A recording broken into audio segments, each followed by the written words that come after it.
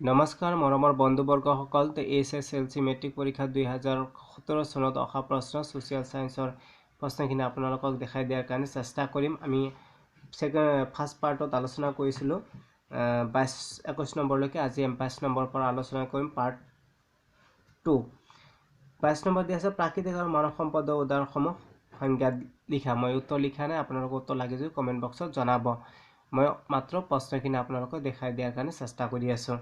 23 number পৃথিৱীৰ বৃহত্তম মহাসাগৰখন কি? এই মহাসাগৰখনৰ মুঠ কালি কিমান উল্লেখ কৰা, কিমান দীঘল উল্লেখ কৰিব দিছে, কিমান কালি আগুৰি আছে, 3 আছে ইয়াৰ কাৰণে। 24 নম্বৰ পৃথিৱীৰ সৰ্বমুঠ কিমানখন দেশ আছে? মাটিকালিৰ ভিত্তিত পৃথিৱীৰ বৃহত্তম আৰু ক্ষুদ্ৰতম দেশ দুখনৰ নাম লিখিব লাগে, ইয়াৰ কাৰণে মাৰ্ক আছে 3। তাৰপিছত 25 নম্বৰত দিয়া আছে মৰুকৰণ কি? মৰুকৰণ দুটা কাৰণ লিখিব লাগে, মাৰ্ক আছে 3। যদি আপোনালোকে এইটো নোৱাৰে তলতো কৰিব। প্ৰদূষণ কি? বায়ু কেনেকৈ প্ৰদূষিত হয়, এইটো লিখিলেও হ'ব। তাৰপিছত 26 নম্বৰ পৰিৱেশিক সমস্যা কি? পৰিৱেশিক সমস্যা ভৌগোলিক ভাগবোৰ ব্যাখ্যা কৰা, ব্যাখ্যা কৰিব দিছে ফাৰ্ষ্টত 1, তাৰপিছত 3, টোটেল থাকিব 4 মাৰ্ক। 27 নম্বৰটো অৰ্থনৈতিক ভূগোল কাক বোলে? অৰ্থনৈতিক ভূগোলৰ 3টা প্ৰধান শাখাৰ নাম উল্লেখ কৰিব দিছে, মাৰ্ক থাকিব 1, তাৰপিছত 3, টোটেল 4 থাকিব। অসমৰ প্ৰধান খনিজ সম্পদবোৰৰ নাম লিখা। অসমৰ তৈল ক্ষেত্ৰবোৰৰ বিষয়ে চমুকৈ ব্যাখ্যা কৰিব দিছে, মাৰ্ক থাকিব 4, 2কৈ থাকিব। তাৰপিছৰ প্ৰশ্ন 29 নম্বৰ এছিয়া মহাদেশৰ জলবায়ু ভিন্ন হোৱাৰ কাৰকবোৰ আলোচনা কৰা। কিয় এছিয়া মহাদেশৰ জলবায়ু ভিন্ন, তাৰ কাৰণ লিখিব লাগিব, মাৰ্ক থাকিব 3। সেইটো নোৱাৰিলে তলতো কৰিব। দিয়া আছে ইউৰোপ মহাদেশৰ 5খন দেশ আৰু তাৰ ৰাজধানীৰ নাম লিখিব লাগে। ইউৰোপ মহাদেশৰ 5খন দেশ আৰু লগতে ৰাজধানীৰ নাম লিখিব লাগিব, মাৰ্ক থাকিব 3 থাকিব।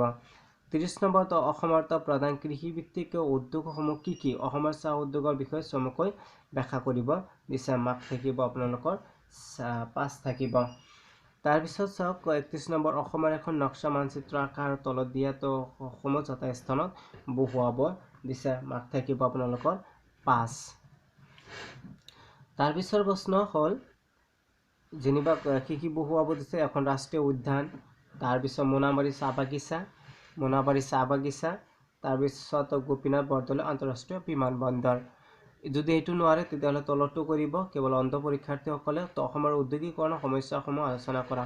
উদ্যোগত কেনেকুৱা সমস্যা আছে এইবিলাক আলোচনা কৰিব দিছে, যিকোনো 5টা। তাৰপিছত আপোনালোকে পাৰ্ট 3 বুলি ইয়াতে দিয়া আছে, প্ৰশ্ন নম্বৰ 32 অৰ্থনৈতিক উন্নয়ন আৰু অৰ্থনৈতিক বিকাশৰ দুটা কি কৰিব দিছে, পাৰ্থক্য লিখিব দিছে, ইয়াৰ কাৰণে মাৰ্ক থাকিব 2। যদি সেইটো নোৱাৰে তেতিয়াহ'লে এইটো কৰিব আপোনালোকে। নাইবা দিয়া আছে নীতি আয়োগ কেতিয়া গঠন কৰা হয়, নীতি আয়োগৰ অধ্যক্ষ কোন? 33 নম্বৰ আঞ্চলিক গ্ৰাম্য বেংকৰ দুটা মূল কাৰ্য লিখিব দিছে, মাৰ্ক থাকিব আপোনালোকৰ কাৰণে 2। তাৰপিছত 35 নম্বৰ ৰাষ্ট্ৰসংঘৰ সাধাৰণ সভাই কেতিয়া মানৱ অধিকাৰ ঘোষণাপত্ৰ গ্ৰহণ কৰে? মানৱ অধিকাৰ ঘোষণাপত্ৰৰ প্ৰধান উদ্দেশ্য কি? ইয়াৰ কাৰণে মাৰ্ক থাকিব 2। তাৰপিছত 36 নম্বৰ বিশ্ব বাণিজ্য সংস্থাৰ প্ৰধান 3খন আইনগত ব্যৱস্থা উল্লেখ কৰিব দিছে।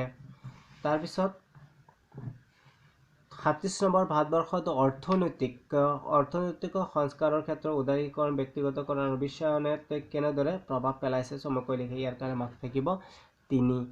তাৰপিছৰ প্ৰশ্ন এইটো যদি নোৱাৰে তলতো কৰিব। অসমৰ দ্বাদশ পঞ্চবাৰ্ষিক পৰিকল্পনাৰ 3টা প্ৰধান লক্ষ্য উল্লেখ কৰিব দিছে। তাৰপিছৰ প্ৰশ্ন 38 নম্বৰ ব্ৰিটিছৰ শাসনকালত অসমৰ জিলা প্ৰশাসন সংস্কাৰ সাধনৰ বাবে ৰবাৰ্টছন আৰু ফ্ৰেন্সিছ জেনকিন্সে কেনে ব্যৱস্থা লৈছিল চমুকৈ লিখিব দিছে, ইয়াৰ কাৰণে মাৰ্ক থাকিব 4। তো বন্ধুবৰ্গসকল ইমানেই। পাৰে যদি চেনেলখন ছাবস্ক্ৰাইব কৰি ল'ব। এনেকুৱা প্ৰশ্ন যদি আপোনালোকৰ লাগে মই দিয়াৰ কাৰণে প্ৰস্তুত আছোঁ, কমেণ্ট বক্সত জনাব। ধন্যবাদ।